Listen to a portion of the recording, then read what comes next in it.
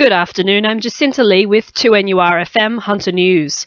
Police have arrested 3 climate change protesters this morning after they locked themselves onto a coal-loading conveyor belt. Shortly before 5:30am, officers were called to a facility on Cormorant Road in Kurrangong. The 3 men were released at around 8 o'clock. They were arrested and have been taken to Waratah Police Station to assist with inquiries. A Hunter magistrate is receiving praise for speaking out after an alleged domestic violence victim recanted evidence in court yesterday. Raymond Terrace Local Court heard the 24-year-old woman was pulled from her bed and bashed by her partner on August 4, evidence she now says is false. Magistrate Les Brennan told the woman she was doing the wrong thing by herself and her family. Robin Cottrell-Jones from Vocal says while his comments may be accurate, they expose a gap in the legal system. By the next day, when life starts to intervene again, a lot of domestic violence victims start to believe that they probably caused it, they could have done something differently, better. What are they going to do? Where are they going to go? Who's going to look after the children? I mean, this 24-year-old's in court with a baby on her hip. What does our system say when she can't even have peace to go to court and represent her circumstances? Muswellbrook business leaders are pleading with New South Wales planning officials to approve a Hunter mining project. The Planning Assessment Commission recently recommended the Drayton South project be rejected, with potential job losses for over 400 employees of the mine. Muswellbrook Chamber of Commerce and Industry President Mike Kelly has written to Planning Minister Rob Stokes to express the community's disappointment. The NRMA has re-elected both their Hunter and Central Coast President and Deputy President following the December board meeting.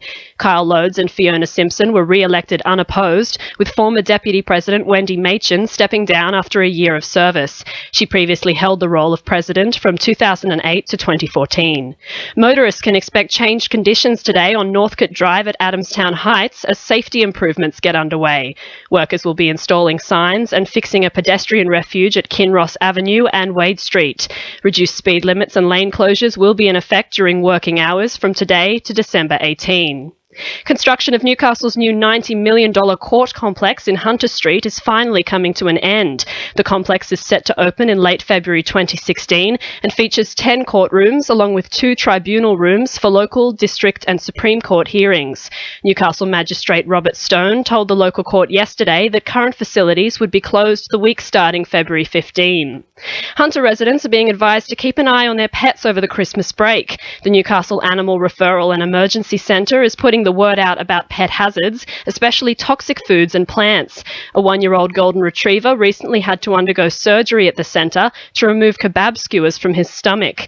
Wendy Fisher from Narek says chocolate is a big concern. A really common problem that we see actually is chocolate toxicity, and I think even more so perhaps than Easter, because people have chocolates wrapped up under the Christmas tree and aren't aware perhaps of what is inside these presents, but the dogs in particular are very aware and can have a little go at those presents while the owners aren't there. Chocolate is toxic to dogs at certain levels. Sport, thanks to our sponsor, Warners Bay Sports Club. Rumours about the future of Newcastle Jets winger David Carney continue to circulate ahead of the January transfer window. The 32-year-old is contracted to the Jets for the rest of the 2016 season, but there is speculation a Qatari club will make a big bid on the informed star next month. While the Jets have still not been formally approached about the transfer, the final decision about whether Carney stays or go will remain in the hands of Football Federation Australia. Meanwhile, the Jets are wary of the challenge presented by a confident Melbourne City side when they meet at Hunter Stadium on Sunday. The Jets have not won a game since they last played City and have quickly descended the A-League ladder from first place to 7th. Defender Jason Hoffman says performing well for 90 minutes rather than throwing everything at one half will be the key to success for his side this weekend.